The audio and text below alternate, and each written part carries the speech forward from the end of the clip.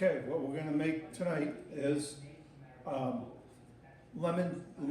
thyme chicken and with its own gravy. And this is what we're gonna do. We're gonna start with the cores, put it in, and this is gonna be the rub for the chicken. Starting with the what? This is gonna be the rub for the chicken. So You said cores? cores, they're 2 cores bouillons, the chicken broth, add a little olive oil. And then what you're gonna do is we're gonna break it up. And this is gonna be the rub for the chicken.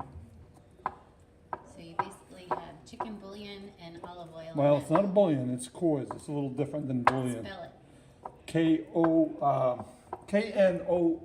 Oh, Noors. Noors. Man, dyslexic. No, it's just a silent K. All right, you gotta break this up really, really good. Use a little more olive oil. K-N-O-R-R apostrophe S, I believe. Yes, correct. They make like vegetable Yes. soup packets and stuff like that. We're gonna break this up real good. We want a very, very fine paste. Now the chicken has been patted dry and it's already been trussed. And Trust, explain trust for truss people that don't means know it. that the legs are tied together with a baker's string going underneath to pull the legs in so that the chicken's not all falling apart. It's kept tight. And it keeps it juicier, doesn't it? It keeps, no, not necessarily. Now the oven has already been preheated to 350 degrees. Okay. This bird is approximately 5.27 pounds, so cooking time wise, I'll check it at 1 hour, but it'll probably be 1 hour and 15 minutes, maybe a little longer. Okay, now all that has been dissolved. The first thing we're gonna do is, the bird has been cleaned and patted dry. We're gonna pat the inside of the bird with the paste. Oh, that looks gross. Yeah. That doesn't feel too good either. So the paste is going in there. Now we're gonna rub. So you just put a little bit in there. You put, yeah. There's no set rule. You want a little, you put a little. You want a lot, you put a lot. And then we're gonna do a few other things that are a little different.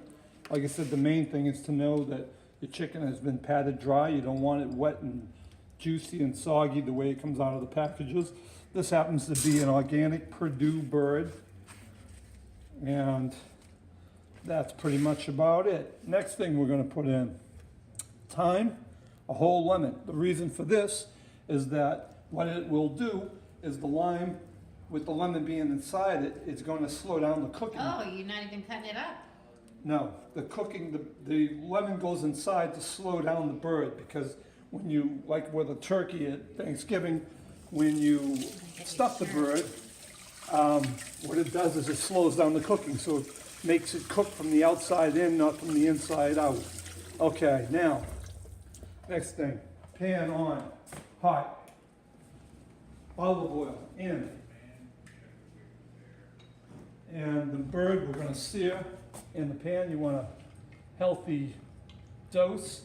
Now the reason I'm using a pan, because one, it's a very heavy bottom pan, and which is good because it dissipates the heat in a general direction. And you're gonna, this oven safe, you're gonna put this in the This oven? is an oven safe pan, right? Yeah, you can't put. So you wanna put it in a pan that's oven safe. Right, we're gonna sear that, and I'll explain why.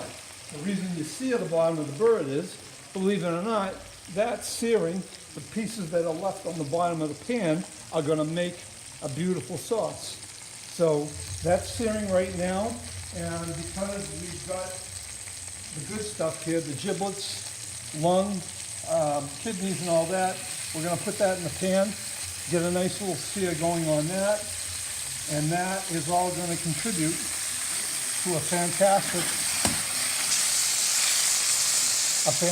sauce. One last thing we're going to do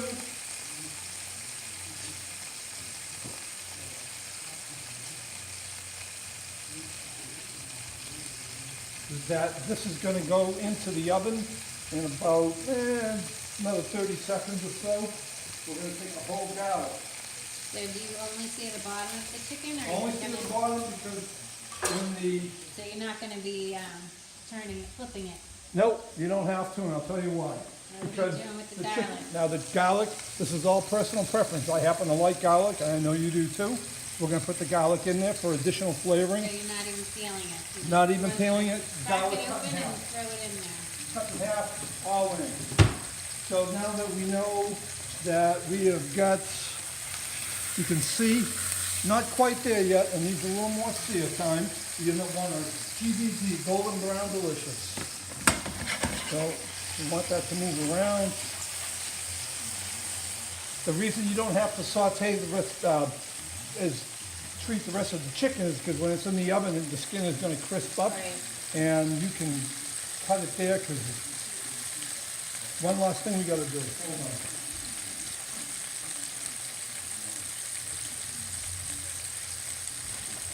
We want a little bit of white wine.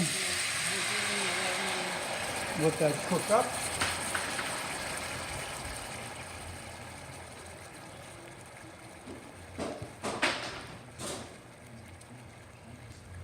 All right, and then you're gonna transfer this to the oven? This is gonna, we wanna cook off that alcohol on the wine. And this is gonna go in the oven and you can cut it there. Not much to see, come back in an hour. All right, we'll be back. Okay, the chicken has been taken out of the oven. The temperature from the meat thermometer was at 163, It needs to be 165, but it's still gonna be cooking and it needs to rest for like 10 minutes. which is what I was gonna say, but John said it for me. Okay, What we gotta do is remove all this stuff that's in here. 'Cause this is no longer needed. Look at how, my God, garlic is just like dissolving. And we are going to make the sauce, and I'll explain that in 2 seconds. Okay. This chicken stock, we don't need. We will be using it, but right now, we want to get it out of there. Okay.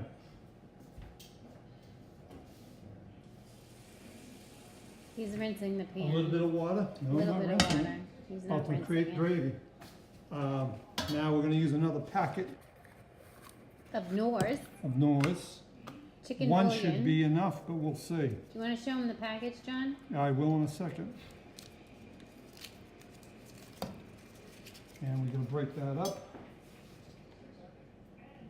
Doesn't wanna cooperate. Give it a second. Need to get it hot, hot, hot. Chicken is out of the oven and it is resting. I will carve that up in about 10 minutes. Norse package, while you're getting that liquefied. Let's see it. Boom. Yeah, looks not good. Your finger's in the way and you Yep. pulled it. Can you put it back again? I'm kind of busy. We're gonna put another packet in. That doesn't look thick enough.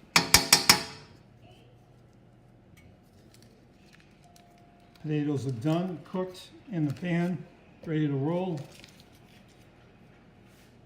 Broccoli, Yeah, we've already Looking established really good. Broccoli's good.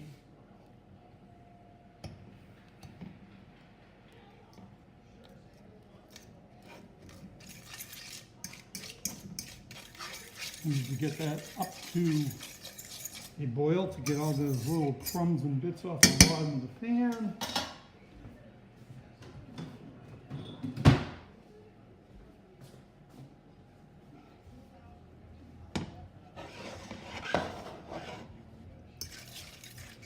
And this is going to become a nice little sauce.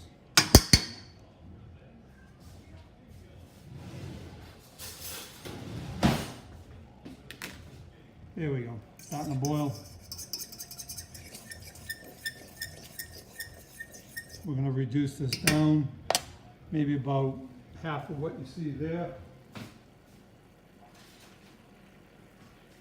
How long does it take to reduce? A few minutes? Yeah. You gotta reduce it down to increase the intensity of the flavor. About half.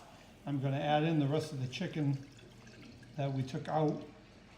Boil that down a little more, and that's gonna become our sauce.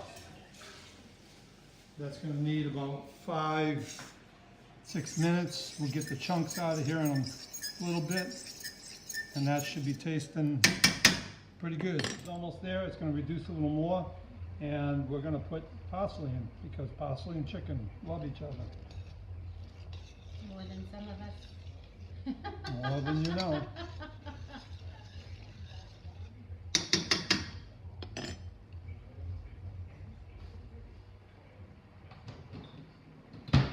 Alright, so hand roasted potatoes. They've already been parboiled. Taking them out one by one so we don't have a big splash with all the water that's in that pan now. Now I wanna get the face side of the potato seared, Yeah. and those are gonna get flipped. Unfortunately, it's not a quick process, Nothing is but they quick. do taste good.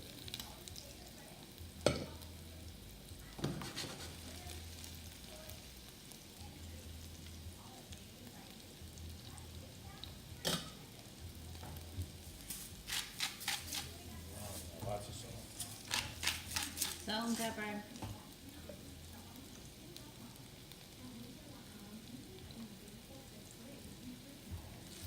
We'll be back.